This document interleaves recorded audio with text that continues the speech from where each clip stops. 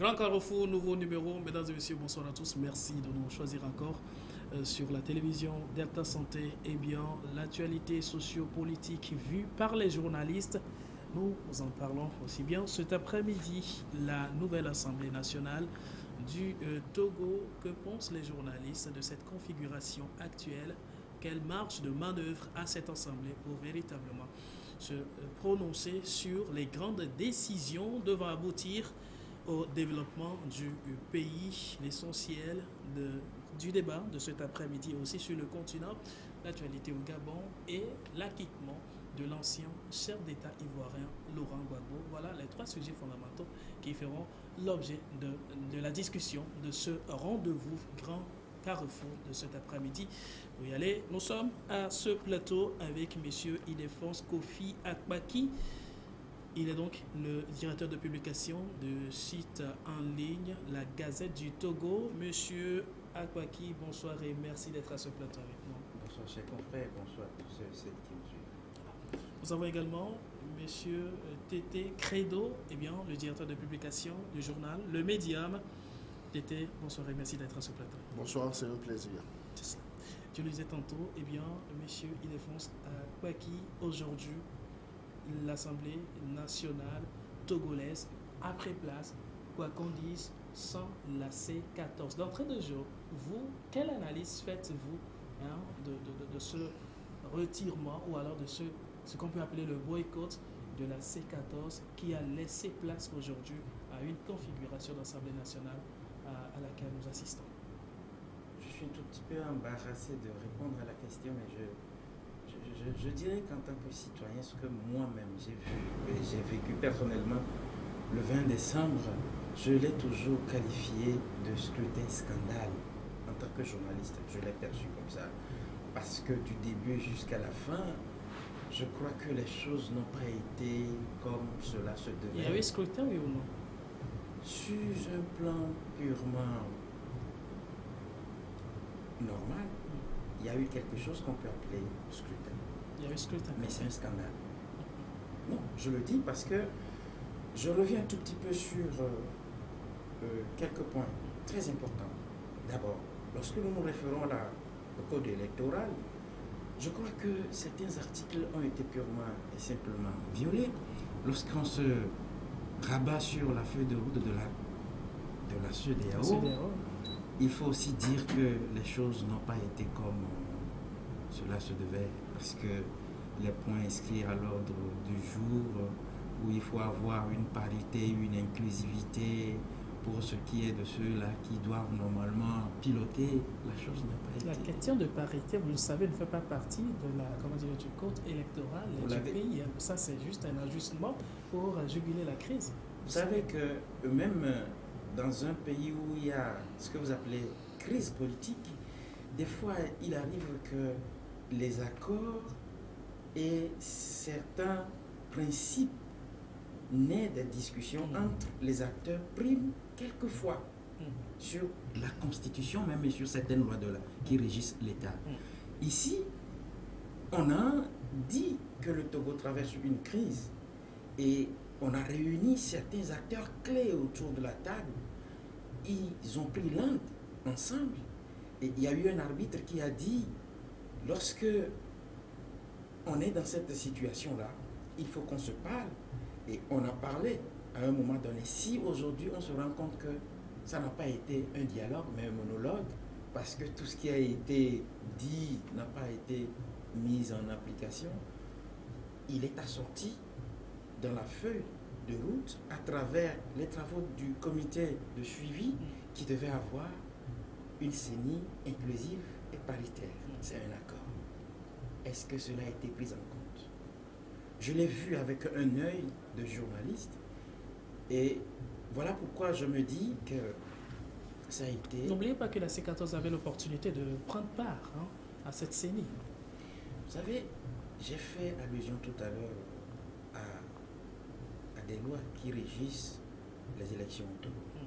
Si vous prenez l'article 12 du code électoral, cet article dit qu'il faut avoir 17 membres pour constituer une CENI digne de ce nom. Mais la grande question est de savoir, est-ce que ceux qui ont piloté cette élection-là étaient au nombre de 17? Non. Alors, l'article 14 dit, lorsque ces gens-là se nomment, ils passent devant l'Assemblée nationale. L'Assemblée nationale fait quoi? Oui, je suis d'accord, ils sont nommés, mais ce qui dérange un tout petit peu, c'est que cette décision de l'Assemblée nationale doit passer par ce que nous appelons le journal officiel, pour que cette décision de l'Assemblée nationale soit établie comme une loi régissant la République. Vous allez le voir dans l'article 14. Et la loi dit, en situation d'urgence, parce qu'il y a une nécessité. Est-ce que tout cela a été respecté? Non. Mais vérifiez les lois. Et ça, c'est le code électoral qui le dit. Maintenant, la feuille de route. Revenons maintenant à la parité et à l'inclusivité. C'est un scandale.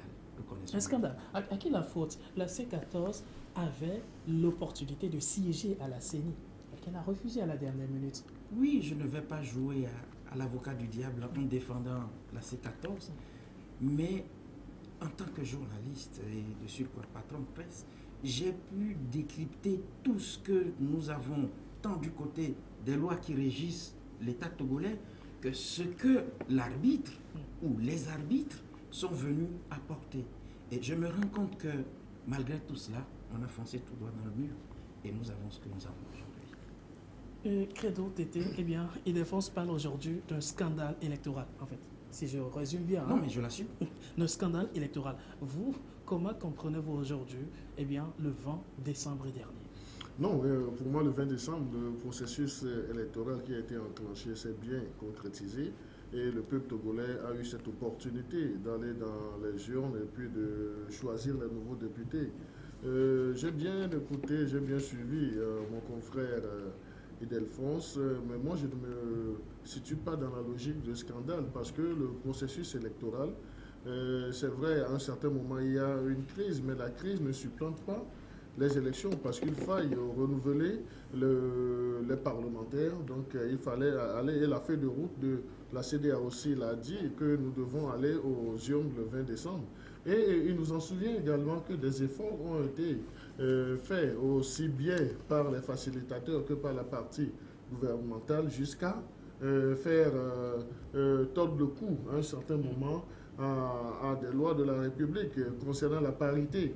La C14 a fait pression et la C14 a obtenu avoir 8 membres, aussi bien avec sa société civile que les acteurs politiques au sein de cette CENI. Cela leur a été accordé, mais délibérément, ils ont refusé. Ils n'ont pas exploité à la dernière minute. Oui, ils ont refusé de prêter serment devant la Cour constitutionnelle. Et je crois que cela est dit, notamment par cet article 14 du Code électoral dont il a fait allusion. Parce qu'une fois que vous êtes nommé ou bien élu par l'Assemblée pour siéger du côté de la CENI, vous devez obligatoirement prêter serment devant la Cour constitutionnelle avant d'entrer en fonction. Nous avons vu, la Cour constitutionnelle a pris cette disposition pour que ces commissaires de la CENI puissent prêter serment et les renvoyer à leurs obligations. Mais la C14, je ne peux pas, je ne les comprends pas, je ne sais pas ce sur quoi ils ont compté, ils ont boycotté. Ils n'ont pas donné le quitus, le mandat à leurs représentants d'aller siéger au niveau de la CENI. Donc là, on ne peut pas dire que c'est la partie gouvernementale ou bien c'est le parti au pouvoir qui les a empêchés parce que toutes les dispositions ont été prises. On peut essayer d'expliquer cela aussi par une autre forme de pression que la C14 voudrait mettre sur le gouvernement, sur le pouvoir en place, mais je crois que c'est carrément une fausse route. C'est mal joué. C'est mal joué de la part de cette coalition qui s'était illustrée dans un radicalisme aveugle sans avoir les moyens de jouer pleinement sa partition. Et la somme, c'est la tenue effective de ces élections. Il nous en souvient également que les responsables de la coalition ont dit sur les médias, ont dit dans un premier temps, ils ont appelé leurs militants à ne pas se faire recenser pendant les 2 phases de recensement. Et après le bonus obtenu du côté de Conakry, ils se sont encore entêtés à appeler leurs militants à se faire recenser. Donc ça, ce n'est ni la faute au gouvernement, ce n'est ni la faute au processus en tant que déroulé. Donc ils ont choisi de boycotter le processus de recensement. Et là, ils sont conséquents. Le fait d'appeler au boycott même de ce processus, donc je crois que c'est la conséquence du non-recensement. Même si par après, Mme Adjamagbo, qui est la coordonnatrice de cette coalition, est niée que la C14 n'avait pas appelé au boycott. Mais là, sur ce point, je pense à une contradiction au sein de cette C14-là. Parce que pas plus tard que 48 heures, Maître Pévon, qui est l'un des responsables de cette coalition, a quant à lui reconnu que en fait, la C14 a boycotté les élections avec cette nuance pour dire qu'ils ont été poussés à ce boycott. Donc au moins, on peut donner un peu de crédit aux propos de Maître Pévon que à Mme Adjamagbo qui a menti sur toute la ligne. Même si on ne dit pas à une grande personne qu'elle a menti, mais je dis Mme Adjamagbo a fait économie de la vérité parce qu'elle n'a pas su assumer son échec politique.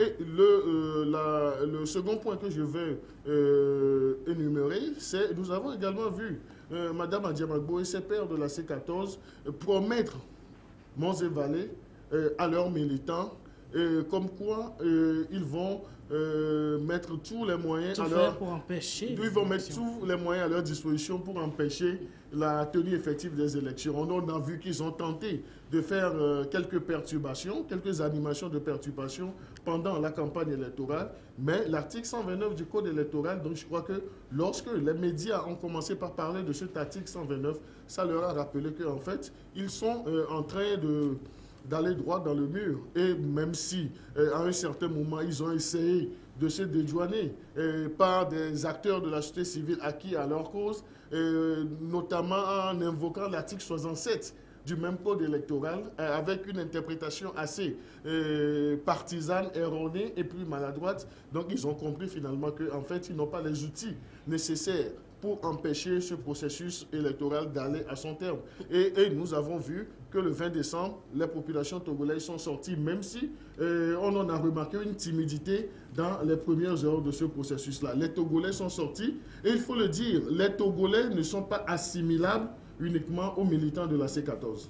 Pour vous, il n'y a pas eu de scandale électoral? Non, mais moi, ça c'est un vocabulaire propre à Ildefonse Akpaki, mais moi je dis, j'ai constaté que les Togolais sont sortis. Le processus s'est bien déroulé et les élections ont eu lieu, les législatives ont eu lieu, comme quoi nous avons aujourd'hui des députés aussi bien du parti au pouvoir que de l'opposition et des centristes au Parlement.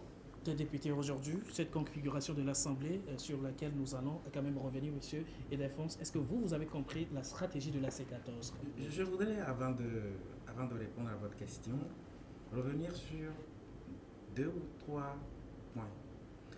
Alors, lorsque nous sommes en crise, nous sommes 2 partis en crise, nous essayons de nous comprendre, on nous met autour de la table et on vous dit il faut que vous participez à une élection dont les travaux ont déjà commencé. Et on vous dit de rattraper. Vous devez déposer les noms le 30 octobre, alors que le processus est déjà enclenché. Vous déposez les noms le 30 octobre. On sait que pour adhérer à cette institution-là, celle-là, elle a des démembrements. Lorsque vous adhérez à la première instance, la CENI et les CENI, alors qu'un calendrier avait été préétabli, vous voulez que nous vous suivons? C'est comme ces 2 femmes-là.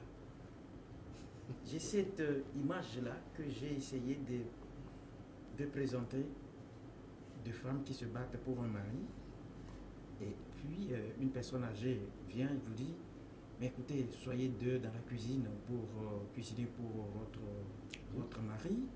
Et puis il y a une qui rentre dans la cuisine, qui ferme la cuisine, et au bout de quelques minutes sort sa tête par la fenêtre. Elle n'ouvre même pas la porte, par la fenêtre, et vous dit: mais viens, rentre, je vais t'ouvrir, et puis ce que j'ai préparé, on va manger ensemble. Nous sommes en Afrique. Attention, je ne peux pas manger.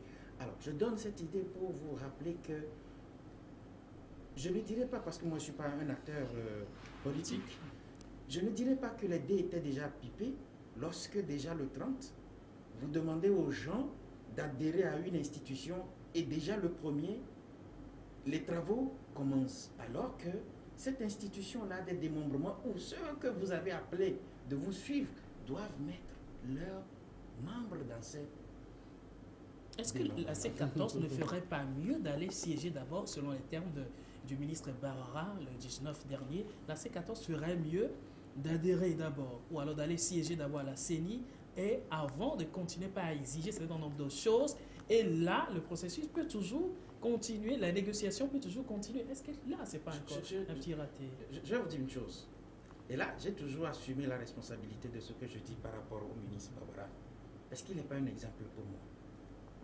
Il peut être une autorité, mais une autorité doit être une personne de valeur et de morale. Et donc, moi, je l'assume, je le dis. M. Bawara nous a dit que les réformes se feraient avant le 30, avant les élections. Mais il a rebiffé à la dernière heure en disant qu'il n'a jamais dit les banques sont là. Moi, j'en ai encore. Et donc, vous pouvez me parler des dirigeants togolais, excusez-moi, de prendre un exemple, comme un bon exemple, M. Bawara. Alors, mais cette page étant tournée, vous me dites, pourquoi ne vont-ils pas siéger? J'ai cité un certain nombre d'articles du code électoral qui devaient être normalement respectés. Excusez-moi, je vous rappelle. Est-ce que vous... Non mais, je vous rappelle un truc. Est-ce que vous pouvez me donner le journal officiel, au moins dans lequel les noms de ceux qui ont préparé ce scandale électoral là sont sortis? Il n'y en a pas. Alors que c'est une loi qui régit l'État. Je voudrais voir aujourd'hui, comme apporte le journal officiel, qu'il y ait le nom de monsieur le Président, comment vous l'appelez, de la CENI, parce que moi je l'ai oublié. Monsieur Katanga, et puis tous ceux qui ont travaillé avec lui, leurs noms sortis dans le journal officiel. J'ai mené des investigations, il n'y en a pas. Vous respectez la loi ou bien vous la violez? Or, la loi fondamentale de notre pays fonde des dirigeants les garants du respect des lois de notre pays. Est-ce que c'est une violation ou bien c'est un respect de ces lois-là dont ceux-là même sont les premiers garants? Mais c'est de cela qu'il est question, parce que moi je suis journaliste, je ne joue pas ou je ne surfe pas sur des informations que je reçois, mais devant une situation, je m'interroge, qu'est-ce que la loi dit? Et quand vous m'avez invité, je dis, mais attends, il faut que je retourne un tout petit peu là, voir ce que moi j'ai pu analyser, recueillir comme info. Et je dis aujourd'hui, je martèle que c'est un scandale électoral. On me dira aujourd'hui, comme mon ami Credo a dit, le peuple, quel peuple? Au moins, moi, dans 4 régions, j'ai des correspondants. Même s'ils n'ont pas sillonné tous les bureaux de vote, toutes les images. Moi-même, ayant fendu la rédaction de la Gazette en 2 à Lomé, nous avons sillonné dans Lomé. On a vu les images qui nous sont parvenues de l'intérieur, ont prouvé à la limite ce que nous avons vécu le 20 décembre. À Lomé, dans la capitale, où presque Lomé était devenue une ville fantôme. Mais à un moment donné, je me suis posé la question de savoir, ou bien les gens étaient dans les bureaux de vote. Avec mon équipe, on était dans les bureaux de vote.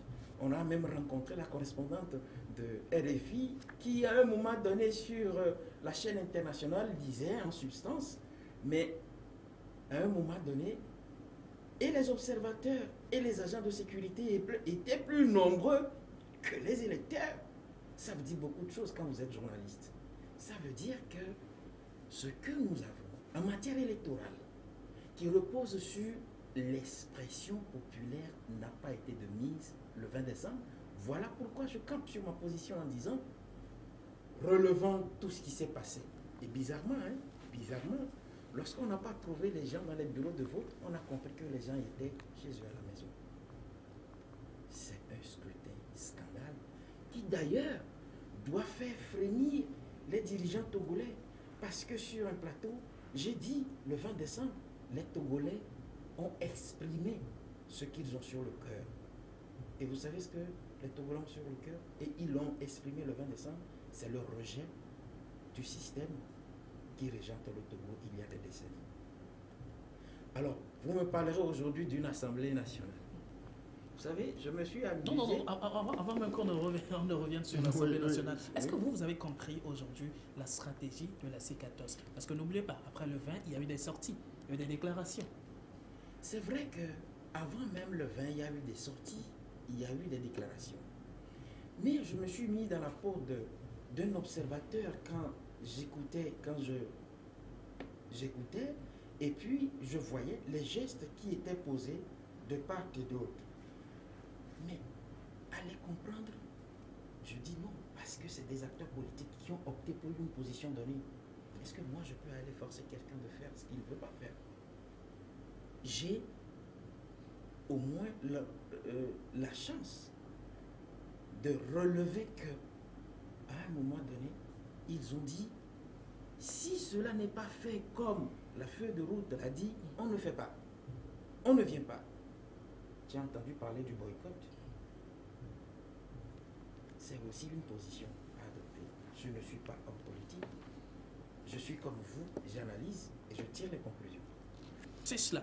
Je rappelle à nos chers téléspectateurs les contacts que vous avez, quand vous savez bien le faire, envoyez les textos pour des questions, les apports et tout, mais pas d'appel s'il vous plaît. Merci beaucoup. Les questions que vous commencez déjà par envoyer, nous aurons le temps quand même de les partager ici, essayer d'apporter un certain nombre de solutions. Eh bien, non, mais je voudrais réagir sur 2 points par rapport à l'intervention de mon cher ami Delphonse. Lorsqu'il a donné l'exemple de la correspondante de RFI qui a été dépêchée, Madame Julie, je crois que c'est Julie, j'oublie un peu le nom, mais Madame Julie. Mais je dis, les propos de Madame Julie ne font pas foi. Si nous avons suivi le traitement qu'elle a donné, qu'elle a fait de l'information en cette période, donc je dirais, si je devrais qualifier cela, donc je crois que je ne dirais pas que tout a été positif. Donc je vais me réserver de ne pas donner des notes, je n'ai pas cette prétention. Mais lorsque vous avez encore une correspondante qui se mélange les pédales et qui, à la conférence de presse de la mission de la CEDEAO, demande au chef de mission de la CEDEAO s'il peut confirmer des chiffres, alors que pour une mission d'observation électorale, il ne s'agit pas de confirmer les chiffres. Et c'est la CENI. Heureusement que le général Salou Djibo l'a orienté vers la Commission électorale nationale indépendante. Donc c'est dire que des gens étaient venus avec des idées déjà préconçues. Donc ça c'est le premier point. Donc je ne dis pas que mon cher ami ne peut pas lui donner un truc là, mais je l'ai dit dans mon introduction que nous avons observé une timidité dans les premières heures. Je ne sais pas si c'est de ces premières heures dont elle a parlé jusqu'à aller faire cette comparaison que les agents électoraux et les observateurs dépasseraient les électeurs, l'autre là. Donc, si c'est dans cette période, donc je crois qu'elle a dit ce qu'elle a vu, mais par après, les gens étaient sortis. Et il nous en souvient également qu'à la veille, il y a un communiqué du ministère de la Sécurité oui. que les gens n'ont pas bien compris. Que les gens n'ont pas bien compris, pas parce que les gens n'ont pas pris le temps de lire entre les lignes pour comprendre, parce que le ministère de la Sécurité avait donné l'information comme quoi il ne serait pas permis les circulations interurbaines. Donc interurbaines, ce ne sont pas les circulations dans la ville de Lomé. Donc nous prenons ce cas et autres là. Donc par après, donc je crois que avec les compléments d'information sur les réseaux sociaux, les gens sont sortis. Surtout la psychose générale qui entoura le vent, écoute, ça a donné quand même une certaine crainte au ventre de beaucoup de Togolais qui sont restés. Oui, mais ça, à chaque approche d'élection, il y a toujours notre opposition professionnelle qui tente de créer une psychose. Et ils ont créé encore la psychose. Et oui, je prends toujours un témoin des informations qui ont circulé. On est parti jusqu'à menacer des gens. Jusqu'à menacer des gens pour dire si vous sortez pour aller voter, c'est vos cadavres qui vont retourner à la maison. Donc on a vu des images comme ça, avec des messages comme ça qui ont circulé. Ça a créé, je l'admets, une psychose. Mais après les premières heures, les Togolais sont sortis et ont exprimé leur choix électorale et autres là. Donc ça, c'est déjà. Maintenant, si vous le permettez, interrogeant mon confrère sur la stratégie de la C14, je dis, mais la C14 n'a pas de stratégie, la C14 n'a que de la bouche. Donc la C14 ne savait que crier. La C14 ne savait que crier. Et la C14 devait rester dans cette logique parce que, n'ayant pas des électeurs dans le corps électoral, n'ayant pas de candidat, donc elle s'était inscrite dans la logique de foutre le bordel, et c'est ça qu'ils ont foutu. Mais malheureusement, cette C14 ne s'est jamais préparée à assumer ses responsabilités. Et pour terminer, mon cher ami a parlé de l'article 12, de l'article 14 du Code électoral.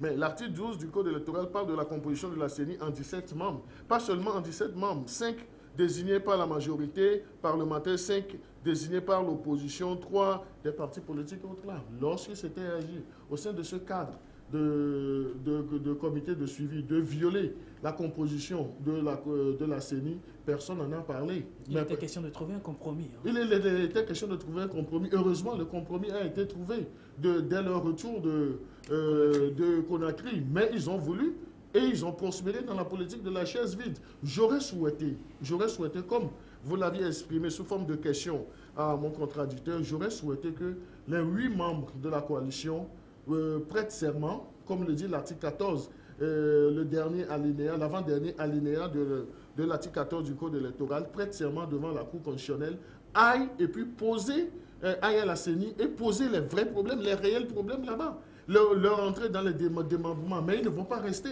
en dehors ou bien au siège de la CDPA pour réclamer leur place aussi bien à la CENI que dans les démembrements. Mais c'est une fois aller au niveau de la CENI qu'ils devraient poser les vrais problèmes. Maintenant, vous n'acceptez pas aller au niveau de la CENI, mais vous critiquez en dehors. Mais il faut être sur le terrain de jeu pour mieux apprécier la circulation de la balle. Donc, ils auraient pu faire preuve d'humilité et puis de conséquences politiques pour intégrer cela. Si c'est qu'ils l'avaient fait, ils avaient intégré la CENI, ils avaient posé les réels problèmes et on a senti un certain refus de la part des autres membres de la CENI ou bien de la part du gouvernement à entendre raison, mais nous serons pris à témoin. Mais ils ne l'ont pas fait, mais ils ne passent leur temps qu'à crier sur les médias, oubliant que le travail se fait ailleurs. C'est que vous faites dire que la C14 n'a pas eu de stratégie. La C14 n'a pas eu de stratégie. Sa stratégie, c'est de crier sur tous les toits et puis de jeter de l'opprobre sur l'autre partie. Mais est-ce que ça leur a payé? Ça n'a pas payé. Et aujourd'hui, la C14 n'est pas les partis de la... aucun parti de la C14 ne fait partie de cette 6e législature. Et c'est dommage parce que, il faut le dire, la C14 ne saurait à elle seule définir l'opposition togolaise parce que l'opposition est plurielle. Monsieur Credo, voilà la question d'un téléspectateur à vous. Est-ce que vous ne pensez pas que c'est le compromis ou alors l'arrangement entre le RPT UNIR et l'UFC qui a empêché aujourd'hui la C14 de prendre part à ce scrutin et de siéger à l'Assemblée nationale? Ça, c'est un téléspectateur qui le pose. Non, mais moi, dans notre contexte aujourd'hui, donc on parle beaucoup plus de UNIR. Donc on ne parle pas de RPT UNIR parce que moi, je connais UNIR. J'ai connu RPT par le passé. Donc ça, c'est une précision. Parce qu'avant, il y avait un accord entre le RPT et l'UFC. Et l'accord, ce qui devrait être fait, tout le schéma n'a pas été tellement déroulé autre là. Mais ça a permis l'apaisement dans notre pays. Maintenant, est-ce qu'on peut parler d'un accord entre UNIR et UFC? Non, s'il y avait un accord entre UNIR et l'UFC ne se retrouverait pas aujourd'hui avec 7 sièges. Peut-être que l'accord voudrait donner plus de sièges à l'UFC. Mais l'accord qui a été signé entre Gilles Christ et puis Faure avant la naissance avant ces soubresauts politiques et autres, là, nous avons vu, même si on peut reprocher des choses à cet accord, mais cet accord a permis à un certain moment qu'il y ait le calme et que les esprits puissent se libérer. C'est cela. Il défonce. Non, mais c'est ça. Sa dernière intervention m'a fait sourire parce que j'ai toujours dit que le RPT n'a jamais changé. Les mêmes hommes, la même méthode, le même procédé. Non, mais je parle de la dénomination. Donc aujourd'hui, est-ce que vous pensez, vous, qu'on puisse encore parler de RPT uni? Mais moi je dis, le RPT a vécu, Mais c'est uni et pas parce qu'on a trouvé, on a fait la métamorphose. Donc aujourd'hui, moi je serais plus à l'aise de parler de unir Unir, tout simplement. que d'abuser le langage pour parler de RPT unir que moi je ne connais pas. La question ne se pose pas à ce niveau. Ça Non, du moment où il a ça dépend de la l'idée, peine, du mal et autres là-dont je peux contribuer à ce qu'il puisse mieux comprendre. Ok, j'ai compris et je me dis, allons-y. Alors, Mais allons-y, c'est le slogan du Parti uni pour les législatives. Ah bon? Ah non, mais merci Moi, de l'avoir épousé. Mais allons-y, allons-y. Donc aujourd'hui, nous avons la 6e législature. Allons-y. On y Non, est, allons-y au débat. Voilà, Continuons le débat. Merci pour le complément. Continuons le débat. Alors, lorsque vous parlez un tout petit peu de psychose le 20 décembre, lorsque vous parlez du communiqué du ministre, vous savez, j'ai une conscience fragile. On peut parler du communiqué du ministre, parce que ce n'est pas la première fois que les Togolais sont appelés à aller faire valoir leurs droits civiques. Ne me parlez pas de psychose, parce que la même scène qui est produite toutes les fois qu'on doit aller aux élections, c'est ce que nous avons vu. Mais le 20 décembre, ce qui a beaucoup plus semé de psychose, c'est cette présence militaire où, en tout cas, je ne sais pas pourquoi on a fait déployer sur toute l'étendue du territoire. Le contexte n'était plus le même. Hein. On a l'habitude d'aller aux urnes, mais pas toujours dans ce même contexte. Où les menaces sont, comment dirais-je, Ouais, pour les menaces sont préférées par la C14. Les réseaux sociaux. C'est pourquoi on a préféré militariser. Alors, vous n'avez pas vu que le fait même de vouloir militariser a participé quelque part. Et le ministre avait rassuré la population comme quoi les soldats ou alors les militaires sont des frères aux populations, il n'y a rien à faire, ils ne sont pas là pour battre qui que ce soit. C'est juste pour la sécurité de la population. Est-ce que la population a écouté, monsieur le ministre? Parce que dans son communiqué, il y avait une expression. Ceux qui ne doivent pas aller voter, ceux qui veulent l'empêcher, ils n'ont qu'à rester chez eux, mais force sera donnée à la loi, patati patata. Alors, dans ce communiqué-là, j'ai trouvé un petit résultat qui, aujourd'hui, m'égaye. En plus de ceux qui ne se sont pas fait recenser, il y a eu ceux-là qui, le ministre a dit, si vous n'avez pas envie d'aller, si vous voulez aller foutre du bordel, restez chez vous à la maison. Mais lorsque vous me dites que dans l'après-midi, les gens sont sortis parce que un communiqué du ministre a également. Moi, je vous dis que c'est plutôt le contraire. Dans l'après-midi, c'était encore le désert. Je vous dis, et je continue, pas dire que ça a été un scrutin scandale. Et je suis bien aguerri pour vous produire un certain nombre d'images pour vous dire que le Togolais ou les Togolais, dans leur grande majorité, ont parlé pour dire ce régime qui nous a rejetés pendant une cinquantaine d'années, nous n'en voulons pas.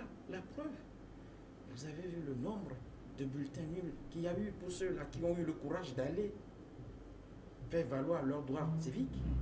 Vous en avez vu. Mais rappelons que la correspondante de RFI n'a pas eu une idée noire derrière la tête quand elle faisait ses commentaires. Mais elle peut demander à une mission d'observation, avez-vous une idée sur le nombre? Parce que l'observation, telle que moi je l'ai vue là, moi j'ai vu un général qui n'arrivait même pas à parler, tout comme si on lui a, il était, excusez-moi, tout comme s'il était une, comment on appelle, ça c'est votre analyse. Hein, oui, mon analyse. Une marionnette là, qui disait en substance, et là ça fait rire la salle parce que j'étais à la conférence de presse. Région maritime, Noche, Tchevier, Kara, Balimé. Mais j'ai dit, mais diantre, dans la région maritime il y a Kara, dans la région maritime il y a Balimé. Mais c'est des incongruités auxquelles nous avons assisté. Et moi je me dis, j'ai voulu poser la question au cours d'une observation. Il y a 3 étapes. Il y a l'avant, parce que l'avant, il y a la campagne électorale. Ou bien, Il y a pendant et puis il y a eu un après. Pourquoi on s'est contenté sur le 20 décembre? Pas avant. Parce qu'il faut ouvrir la campagne. On a enregistré des morts. Est-ce que la CEDEAO en a parlé? Est-ce que cette mission d'observation en a parlé jusqu'aujourd'hui? La mission était là juste pour le scrutin. Non. La CEDEAO a été toujours présente. Là, Et pour faire, oui, mais je vous dis, au cours d'une élection, nous avons 3 étapes très importantes. Même s'il faut faire. Personne n'a pressé ceux qui sont venus nous donner ces informations-là d'aller à la va-vite. Parce qu'ils savent que ces 3 étapes, avant, pendant et après. je crois que Mais dans si la salle, justement- la mission non, a relevé si juste- certains dysfonctionnements quand même dans certaines localités Je- le jour du scrutin. Est-ce que la mission même était sur toute l'étendue du territoire? Mais c'est la question qu'il faut se poser. Vous n'êtes pas venu faire le travail à moitié. Mais c'est une affaire d'État.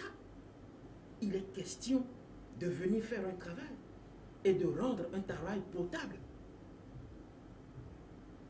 Je suis dans la peau de ceux qui voudraient aussi poser la question au général en lui demandant s'il avait les chiffres.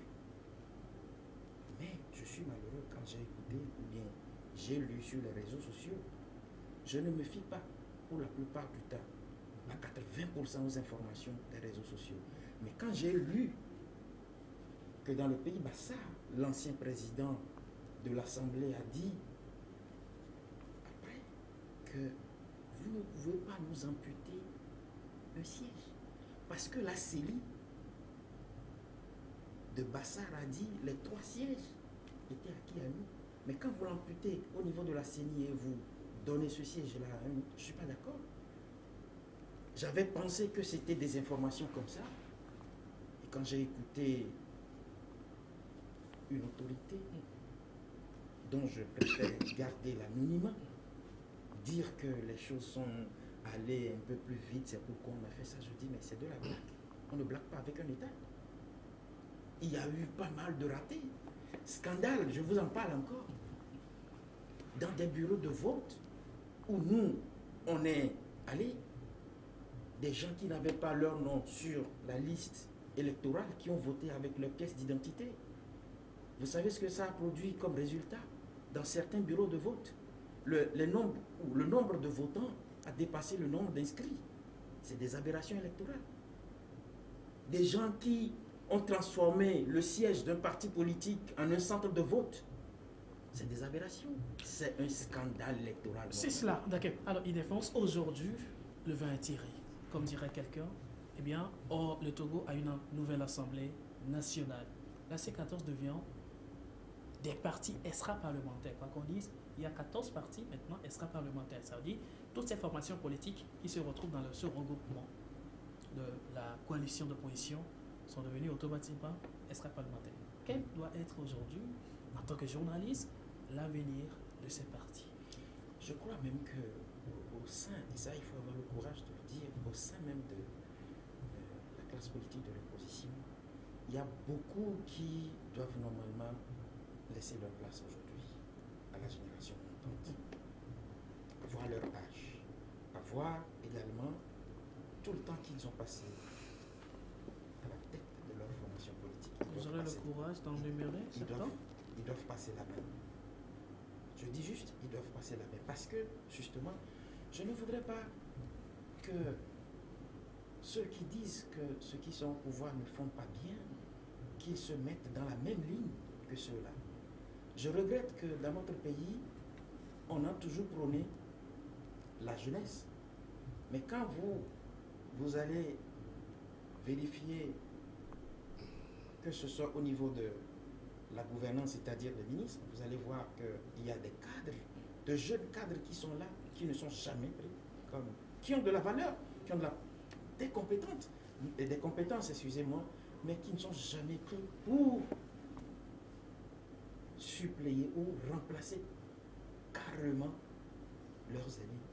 Les gens qui sont tapis dans l'ombre gouvernent encore ce pays parce qu'ils ont travaillé avec le père, ils travaillent avec le fils dans l'ombre. Et ceux qu'on, je ne vais pas nommer, sinon il y en a de vieux qui normalement doivent être admis à la retraite, qui sont dans le gouvernement là, alors qu'il y a des cadres. On ne me dira pas que UNIR n'a pas de cadres, de jeunes cadres, Alors, nous sommes avec la C14. Et je dis, c'est la même chose. Je dis, ceux qui disent que ceux-là doivent faire comme ça doivent le faire. Parce qu'ils doivent être des exemples. Yes. Je suis d'accord. Il y a ça. J'ai écouté le dimanche passé Madame Brigitte Adjamagbo sur une chaîne qui disait que la C14 va être restructurée et que c'est possible qu'il soit en voie d'une fusion. C'est possible. C'est ce qu'elle a dit.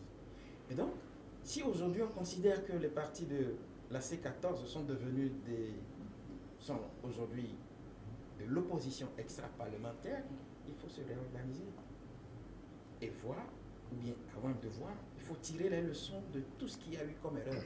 On ne peut jamais dire que tout ce que la C14 a fait, elle a bien fait. D'autant plus que ce sont des êtres humains qui incarnent ces formations politiques et qui parlent d'êtres humains, parlent des faiblesses. Alors, je voudrais qu'ils reconnaissent qu'il y a eu des erreurs et qu'il faut tirer les leçons de ces erreurs-là et foncer. Un téléspectateur d'ailleurs disait que la C14 a eu à afficher son immaturité politique le 20 décembre dernier. Est-ce que vous partagez cette position? C'est son opinion. J'ai toujours respecté l'opinion des autres. Credo? Oui, non, ouais, je voudrais revenir sur certains points qui ont été développés par mon confrère sur, disons, l'observation électorale de la CEDEAO. Donc, il a parlé de l'avant, du pendant et puis de l'après.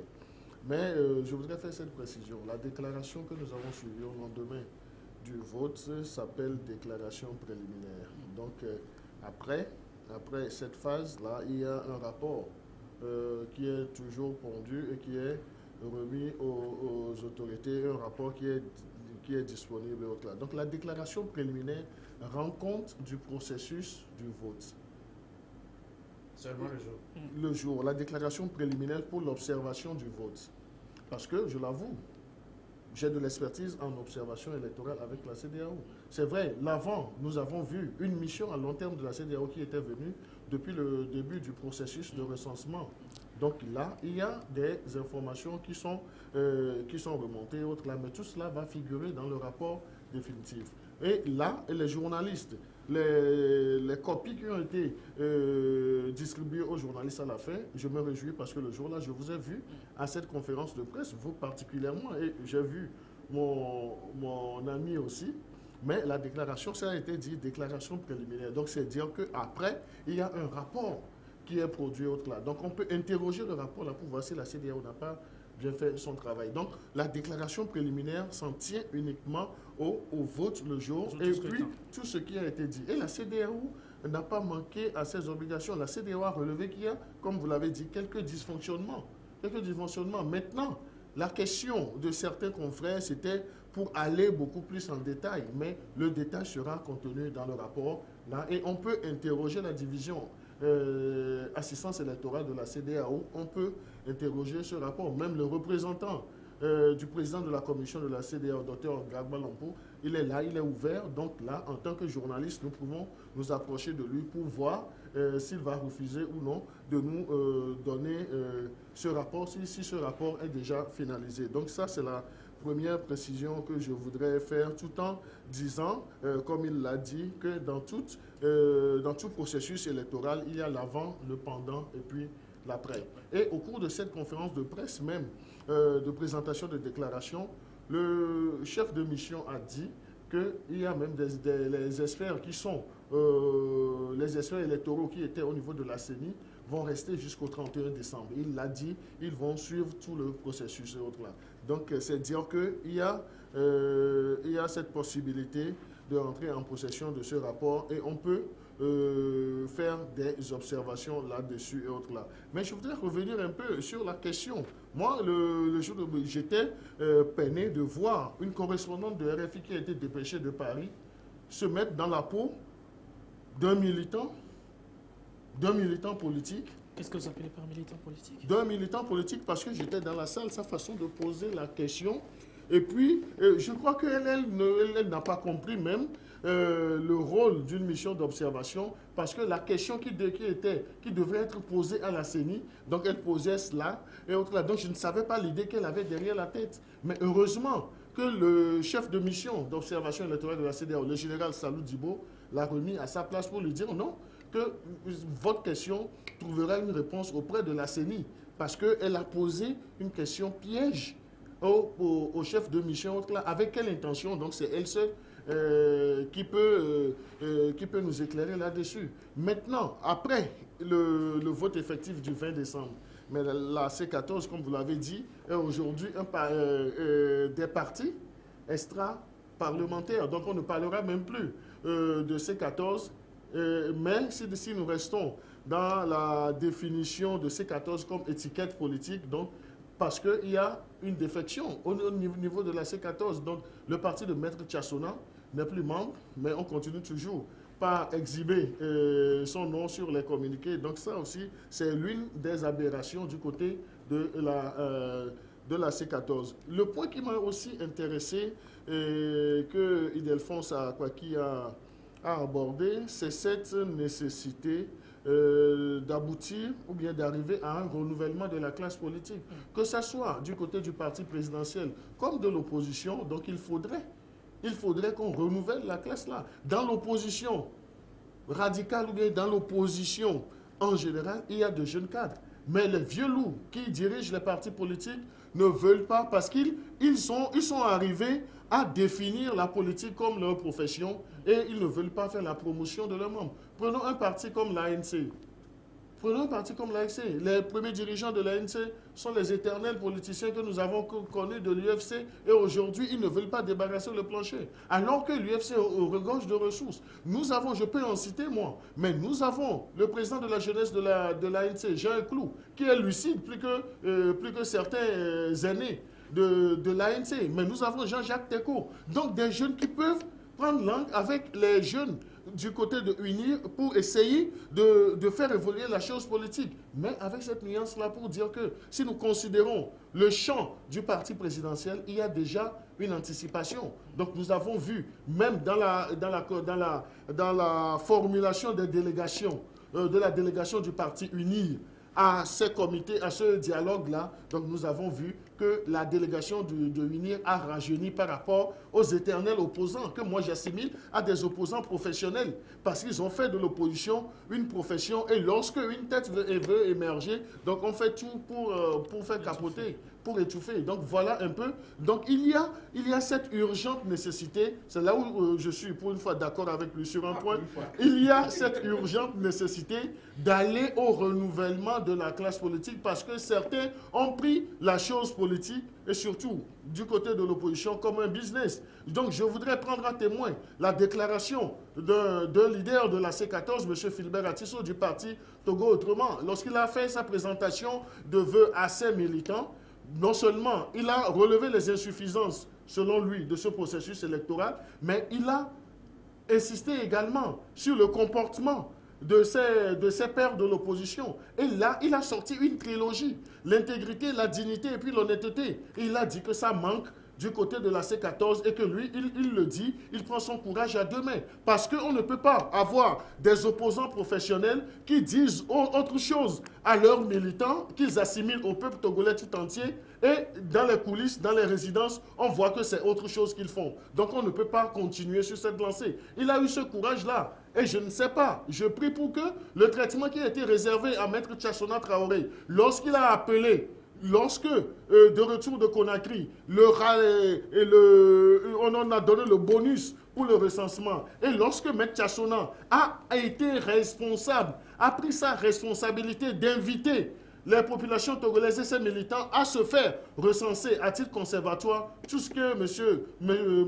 Tchassona a eu comme déboire, je ne le souhaite pas à Philbert Atisso. Mais Philbert Atisso, je le connaissais depuis. En tant que journaliste, c'est un aîné à nous deux ici sur le plateau, pour ne pas dire à nous trois. Mais j'étais très content de lui, au moins qu'il ait pu à lui en tant que président de son parti, eu ce courage-là de poser les mots même qui minent cette C14. Donc il faut y aller. Maintenant, la C14 a joué à la politique de la chaise vide. Mais il faut que la C14 soit assez humble pour faire le bilan de sa lutte du 19 octobre 2017 jusqu'au 20 décembre 2018 pour relancer ce mouvement-là. Parce qu'il ne s'agit pas d'investir les médias pour être toujours dans cette stratégie de galvanisation, de mobilisation des militants, parce qu'à un certain moment, ça revient à ce que moi j'appelle en griffe le marketing politique. Et le marketing politique, lorsque vous ne savez pas le faire, vous allez perdre. Merci Credo. Alors aujourd'hui, il s'agit de voir l'avenir de la C14 dans le débat politique togolais. Je ne sais pas comment ça se fera, mais je reviens sur mes derniers mots. En prenant encore en compte le speech de Madame Brigitte qui disait « Dans quelques jours, vous aurez de nos nouvelles. » Je ne veux pas mettre la charrue devant les bœufs, mais je voudrais, comme j'ai l'habitude de le faire, observer, écouter, analyser et tirer la conclusion qu'il faut. Je l'ai toujours fait. Très bien. Alors, Ildefonse, l'Assemblée nationale telle que configurée aujourd'hui, quel débat ou alors quelle décision attendez-vous d'une telle assemblée dans l'intérêt du... Vous savez que vous êtes en train de me bombarder de questions et j'ai toujours fait le jeu, j'ai eu le courage de passer à côté, de ne pas aller tout de feinter toutes les questions. Puisque vous insistez, je dis, entre-temps j'avais dit, une élection, c'est une expression populaire. Et moi je dis ce qui s'est passé le 20 décembre n'est pas une expression populaire. Je ne peux pas comprendre que j'appelle quelqu'un aujourd'hui élu de la nation qui n'est pas né dans une localité, qui a été bombardé dans cette localité-là et qui aujourd'hui jubile. Faisons extrêmement attention. J'ai vu... Un élu, c'est un représentant de tout le Togo. Oui. Ce que j'ai dit avant de dire un élu, vous l'avez compris. Si vous l'avez compris, allez, comprenez comme ça. Lorsque les gens sont arrivés à faire des missions barbouzes, de traîtrise, de trahison et autres, et qu'on les remercie, je les mets aussi dans ce panier-là. J'avais souligné tout à l'heure un cas de Bassar. Je souligne un autre cas où vous n'êtes pas natif de la localité. Vous n'avez jamais vécu dans la localité. Et par alchimie, vous vous pointez là-bas et vous sortez. J'ai vu sur la liste de tous ceux qui se disent ayant été élus le 20 décembre. J'ai jeté un coup d'œil sur la liste unie et j'ai vu que beaucoup d'indépendants dont on nous parle aujourd'hui à l'Assemblée nationale sont beaucoup plus membres de UNIR qui, ayant vu 20 décembre venir, se sont revêtus de cet habit-là d'indépendants. Alors que tout le monde connaît leur famille politique. Pour vous, en clair, Ildefonse, la configuration actuelle de l'Assemblée nationale ne participe pas, ou alors ne participera pas vraiment, comment dirais-je, à mener un débat politique dans l'intérêt du Togo. Il n'y en aura pas. Vous savez, j'ai eu la chance au moins de voyager en tant que journaliste dans certains pays africains pour la plupart proches du Togo. J'ai assisté à ce qu'on appelle un scrutin, un vote. Et j'ai été heureux de partager au terme de ces scrutins-là des moments avec ceux qui ont été reçus, c'est-à-dire choisis, c'est-à-dire élus. Excusez-moi, élus. Et je compare un tout petit peu ce que j'ai pu vivre dans ces pays-là quand je le transpose sur ce qui s'est passé le 20 décembre. Je dis, excusez-moi, tous ceux qui se disent aujourd'hui opposants, mais une aberration. Le chef de file de l'opposition, parce que la formation politique dont le leader et chef de file, a fait un accord avec le pouvoir. Entre-temps, ses membres étaient au gouvernement. Vous ne pouvez pas être au gouvernement et être encore chef de file de l'opposition. J'avais dit, je continue toujours par dire que c'est une incongruité. Qu'est-ce que vous voulez qu'il fasse au moment où il y a un accord entre les deux? Qu'est-ce que vous voulez? Ce qu'on a copté, au fait, c'est juste... Nous n'avons pas encore attendu s'il y aura un congrès de l'UFC ou pas pour que Gilles-Christ Olympio cède la place à quelqu'un d'autre pour être chef de file. Vous avez lu la loi portant statut de l'opposition, c'est ça, c'est Tacite. Maintenant, on le change, comme vous le dites. Entre-temps, il avait annoncé sa retraite. Il se retirait, voilà. Sa retraite politique, mais il avait encore parlé il y a quelques mois. Attendons encore de voir. Ok. Et donc, je vous dis que tout ce qui s'est passé, ce que nous appelons aujourd'hui Assemblée nationale, c'est pour légitimer un truc qui donnerait un pouvoir à vie au chef d'État actuel. Parce que c'est ce qui a fait que nombre de fois les projets de loi, les propositions de loi, surtout allant dans le sens de revoir notre constitution, n'a pas pu marcher. On veut instaurer au Togo une monarchie présidentielle. Vous le dites. Non, mais attendez, vous allez voir avec ce que vous appelez Assemblée nationale. Alors, selon vous, la configuration actuelle de l'Assemblée nationale n'arrange en rien la politique togolaise. Je vous rappelle encore un peu, en fait. Il y a des formations politiques qui, aujourd'hui, se disent de l'opposition, parce qu'il a si bien précisé aujourd'hui qu'il y a des oppositions qui disaient nous sommes contre ce que le régime est en train de faire. Mais on a appelé leurs militants à aller voter pour celui-là. C'est de l'incongruité pure et simple. Les faits sont là, têtus. Merci, Ildefonse. Alors, Credo, l'Assemblée nationale, avec une grande majorité d'unir aujourd'hui, est-ce que les débats politiques peuvent être véritablement en bon point? Non, le débat aura lieu parce que l'Assemblée est plurielle, donc l'Assemblée n'est pas monocolore. Donc nous avons, en plus des 59 députés de UNIR, donc nous avons des députés du mouvement du MPDD, de l'ancien Premier ministre Agbéomé Kodjo, qui est aujourd'hui de l'opposition. Nous avons M. Abbas Kaboa de l'opposition. Nous avons M. Jerry Tama du NET, dont mon cher ami a fait allusion sans avoir eu le courage de le dire. Non, mais on sait lire entre les lignes. Et là, vous permettez que je fasse ce truc-là. Pour être élu député, donc il n'est pas dit que vous devez être obligatoirement de la zone, mais lorsque vous avez une base assez solide dans cette zone, vous pouvez être élu. Donc ça, c'est la nuance que je voudrais...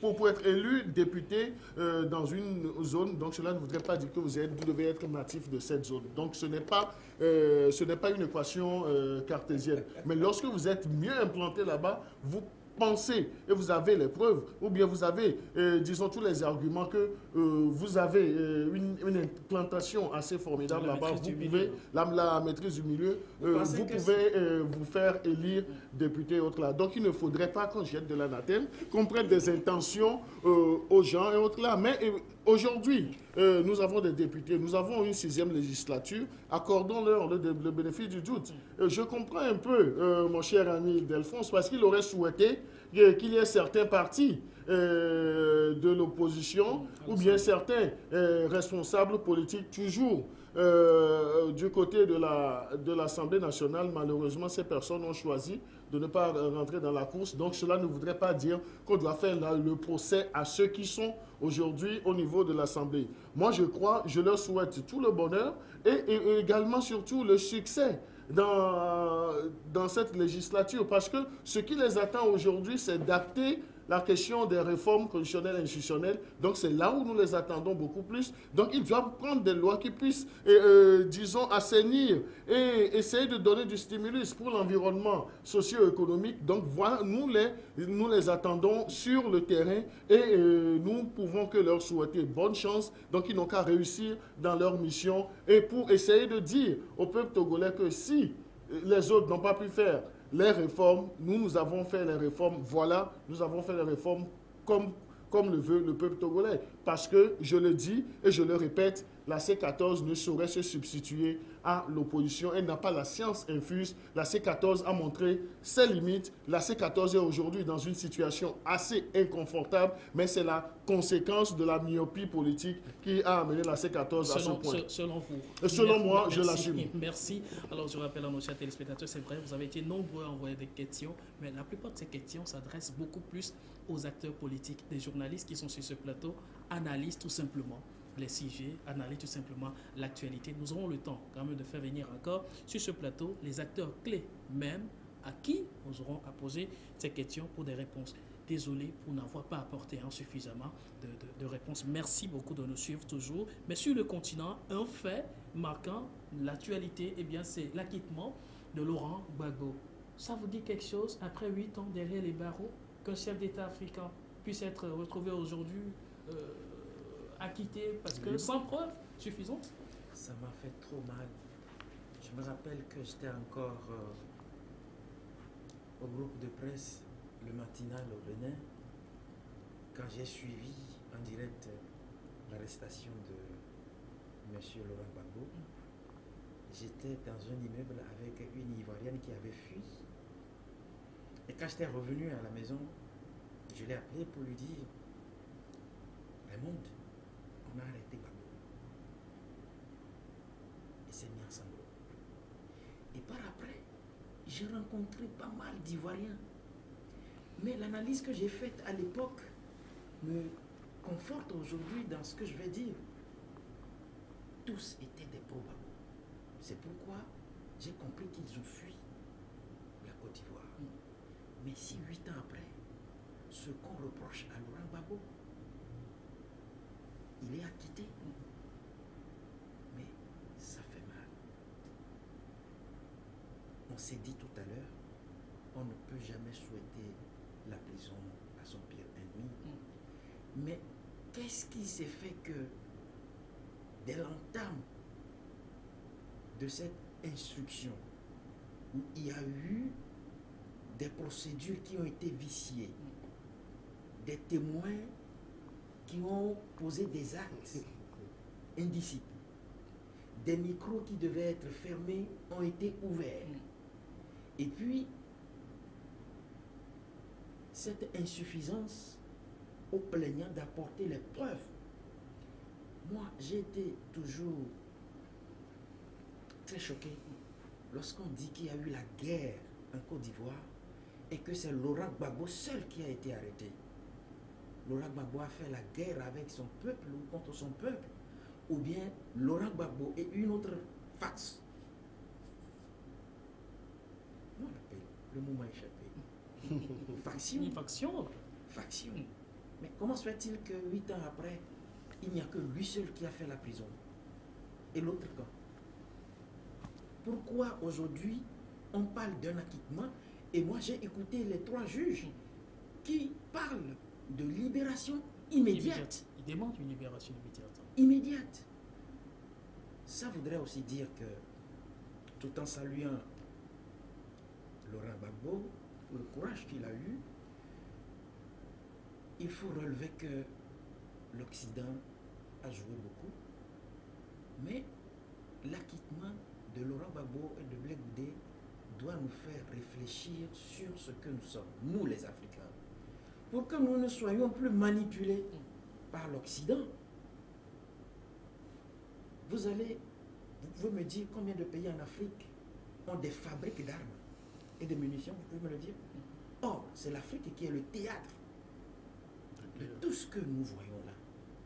Il faut qu'on se réveille. Je salue le camarade de Laurent Gbagbo. Merci. Alors, Credo, très rapidement, comment appréciez-vous aujourd'hui l'acquittement de Laurent Gbagbo? Est-ce une manière de prouver une fois encore l'échec de cette Cour pénale internationale? Non, mais moi, je ne parlerai pas d'échec de cette CPI dans son entièreté, mais je parlerai de la mauvaise foi et puis du mauvais rôle qu'a joué le bureau de Madame le procureur, Fatou Bensouda. Donc, elle a démontré aux gens, aujourd'hui, avec la lucidité dans la décision des 3 juges, qu'elle était téléguidée. Donc, on ne peut pas se taire là-dessus. Elle était téléguidée, mais on lui a donné un rôle, mais elle a mal joué le rôle. Pourquoi est-ce que je parle d'un rôle mal joué? Parce que nous avons vu tout ce qu'elle a fait, tous les scénarios qu'elle a mis en place, mais qui n'ont pas prospéré. Et donc, elle était partie. Donc, elle a soudoyé même des témoins à charge qui étaient devenus des témoins à décharge. Donc, on a vu que des images ont été trafiquées. Donc, on a même pris des images sur les réseaux sociaux qu'on a montées et qu'on a diffusées comme quoi ce sont des charges, des preuves contre M. Laurent Gbagbo. Mais la partie défenderesse même n'a même pas eu le temps de présenter ces témoins à des charges, donc avec le mauvais travail qui a été fait par le bureau de Madame la procureure. Donc ça porte à interrogation aujourd'hui. Donc c'est dire que, et ça me fait mal parce que Madame le procureur est une Africaine et les juges sont des Occidentaux. Contraste. Donc là, donc c'est dire que elle qui a eu le temps. Et vous vous souvenez aussi qu'à un certain moment du déroulement du procès, les juges lui ont dit que les preuves qu'elle était en train d'avancer, de fournir sont tellement insuffisantes. Donc on lui a même donné 6 mois. Donc elle est repartie sur le terrain. Mais dans son communiqué d'hier, après la décision des 3 juges, donc elle a dit non, que le travail continue. Donc je dis non, mais ça c'est insulter l'intelligence des Africains que nous sommes, de l'Africaine qu'elle est également. Donc elle fait la honte aujourd'hui de l'Afrique parce qu'elle a cherché par tous les moyens à habiller une seule partie, M. Laurent Gbagbo, qui devrait être une victime même de la machination. Et en ce moment, nous avons vu le rôle que la France, sous coupole de M. Nicolas Sarkozy, a joué. Et nous avons vu comment, avec quelle célérité, la résolution 1807, je ne sais pas si j'ai encore bonne mémoire, a été prise. Et on a vu comment est-ce qu'on a arrêté Gbagbo comme un vulgaire bandit pour remettre à l'hôtel du Golfe le siège, le QG de M. Alassane Ouattara. Donc c'est dire qu'à un certain moment, M. Laurent Gbagbo, soit ne servait plus les intérêts de certains réseaux occidentaux ou bien de certaines puissances occidentales. Donc on a décidé d'en découdre avec lui. Sinon, avec la rébellion que nous avons en Côte d'Ivoire, des gens ont réclamé la paternité de cette rébellion-là. Donc si on accuse aujourd'hui M. Gbagbo d'avoir commis des crimes contre l'humanité, ceux qui se sont affichés fièrement, avec cette fierté, comme parrain de cette rébellion, ce sont ces personnes qui sont tirées toujours à 4 épingles et autres là. Et l'une de ces personnes aurait démissionné de son poste de président de l'Assemblée la dernière fois. Donc c'est dire que, en fait, avec l'acquittement de M. Gbagbo, ce dossier doit être poursuivi parce qu'on nous dit qu'il y a eu des morts, plus de 2000 morts. Mais il faut situer qui a tué. Donc il faut situer les responsabilités. Mais moi je plains Mme Fatou Bensouda, je me dis, est-ce qu'elle est mère? Si elle est mère, quel exemple elle laisse à ses enfants? Merci. Ildefonse, un mot pour la fin. N'oublions pas bien sûr le Gabon où le président est revenu. Là aussi c'est une aberration. Moi je n'ai jamais accepté que... Quelques secondes seulement. Mais que l'Afrique se comporte de la sorte. J'ai dénoncé le cas de Bouteflika, je dénonce le cas de Ali Bongo, parce que les deux sont invalides. Mais la présidence, c'est une institution, dit-on. Soyons sérieux, nous les Africains. Merci. Eh bien, M. Crédon. Oui, tout être humain peut être malade. Moi, je ne ferai que souhaiter un prompt rétablissement à M. Ali Bongo. Et s'il a le courage nécessaire, la force nécessaire de continuer par diriger le Gabon, bonne chance. Mais si en âme et conscience, il sait qu'il est si affaibli, qu'il débarrasse le plancher et permettre au Gabon d'avoir un